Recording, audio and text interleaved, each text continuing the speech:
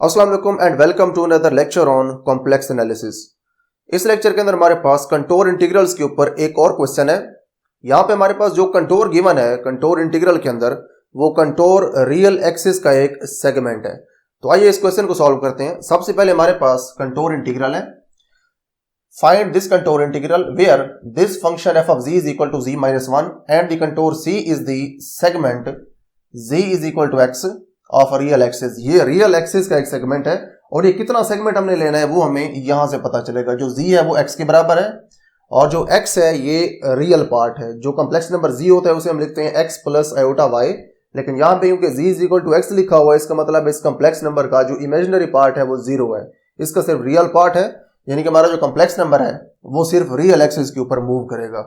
अगर ये साथ कंडीशन ना लिखी होती कि हमारा x जो है ये 0 से 2 तक है तो पूरा जो रियल एक्सिस है ये हमारी कंटोर बन जाती। तो यहाँ पे हमारे पास जो x है इसके ऊपर कंडीशन गिवन है कि आपने जो सेगमेंट लेना है रियल एक्सिस का z is equal to x, ये आपने 0 से 2 तक लेना है। तो आपके पास जो रियल एक्सिस है उसके ऊपर सेगमेंट आपका होगा z is equal to x।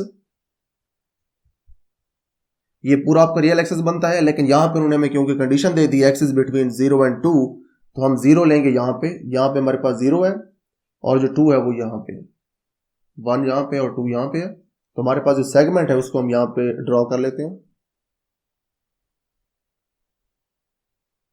This is our segment और इसे हम C कह देते हैं और इसकी जो डायरेक्शन है ये भी मेंशन करना बहुत जरूरी है, तो इसकी डायरेक्शन भी हम यहाँ पे मेंशन कर देते हैं। डायरेक्शन इसलिए हमने यहाँ पे मेंशन की है क्योंकि जब हम इंटीग्रेशन के लिमिट्स लेंगे तो हम यहाँ से यहाँ तक लिमिट्स लेंगे। जो इनिशियल लिमिट होगी वो 0 होगी और फाइनल लिमिट होगी इसकी 2। तो यहाँ पे हमारे पास जो 3 चीजें हमें चाहिए होती है वो हमने फाइंड करनी है। पहली चीज होती है dz, उसके बाद f ऑफ z और उसके बाद इंटीग्रेशन की लिमिट्स। तो यहाँ पे हमारे पास जो z है उसकी क्लियर कट डेफिनेशन हमारे पास मौजूद है। तो जो z है वो बराबर है x के और जो यहाँ पे पैरामीटर है जिसके ऊपर हमारा z डिपेंड कर रहा है वो यहाँ पे x है। इससे पिछले क्वेश्चंस के अंदर हमारे पास जो पैरामीटर होता था जिसके ऊपर z डिपेंड करता था वो यूजुअली थीटा होता था। यहाँ पे थीटा नहीं है, यहाँ पे x है। तो यहाँ पे हम इसका सोल्यूशन लिखते हैं। This is solution.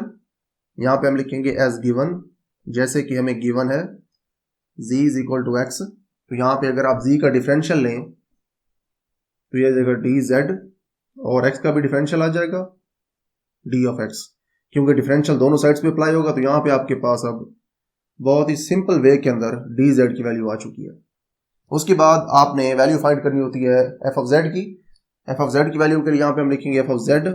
जो f ऑफ z है वो बराबर है हमारे पास z माइनस 1 के, z माइनस 1। और ये जो z होता है इसकी वैल्यू हम लेते हैं कंटोर से। कंटोर के ऊपर जो z की वैल्यू है वो हमें यहाँ पे दी हुई है, z is equal to x है। तो यहाँ पे हम लिख सकते हैं this implies that f of z of x, क्योंकि जो f है ये z के ऊपर डिपेंड कर रहा है और जो z है ये फर्दर जिस पैरामीटर के ऊपर डिपेंड कर रहा है वो पैरामीटर x है। यहाँ पे आप इसको लिख सकते हैं this is equal to z की वैल्यू पुट करें ये वाली x माइनस 1। तो यहाँ पे आपको f ऑफ z की वैल्यू मिल चुकी है। This implies that f of z is equal to x minus 1। तो आपको अब 2 चीजें मिल गई हैं। आपको तीसरी चीज चाहिए जो कि है इंटीग्रेशन के लिमिट्स। जो इंटीग्रेशन के लिमिट्स हैं आप ये देखेंगे इंटीग्रेशन किसके रिस्पेक्ट से अब आनी है। आपने क्योंकि dz की जगह dx पुट करना है तो इसका मतलब है आप इंटीग्रेशन ले रहे हैं विद रिस्पेक्ट टू x, तो जो लिमिट्स हैं वो भी x की आनी है। अब जो कंटोर है उसके अंदर जो पैरामीटर है वो x है और x यहाँ पे वेरी कर रहा है 0 से 2 तक। तो इसका मतलब ये हुआ कि जो लिमिट्स है इंटीग्रेशन की वो 0 से 2 तक है। तो यहाँ पे हम लिख सकते हैं जो लिमिट्स हैं वो है हमारे पास 0 से 2 तक। Limits x is between 0 and 2। उसके बाद आप अपना इंटीग्रल अब सॉल्व कर सकते हैं। यहां पे आप लिख सकते हैं this implies that the contour integral of f of z dz is equal to integral की जो लिमिट्स हैं वो लिखें यहां से 0 से 2 तक है हमारी इंटीग्रेशन। उसके बाद f ऑफ z की वैल्यू आपने यहां से लिखनी है x माइनस 1 और उसके बाद जो dz है इसकी वैल्यू आपने यहां से लिखनी है dx। उसके बाद आप इसके ऊपर इंटीग्रेशन जब अप्लाई करेंगे तो x और 1 के ऊपर इंटीग्रेशन अलग-अलग हो जाएगी।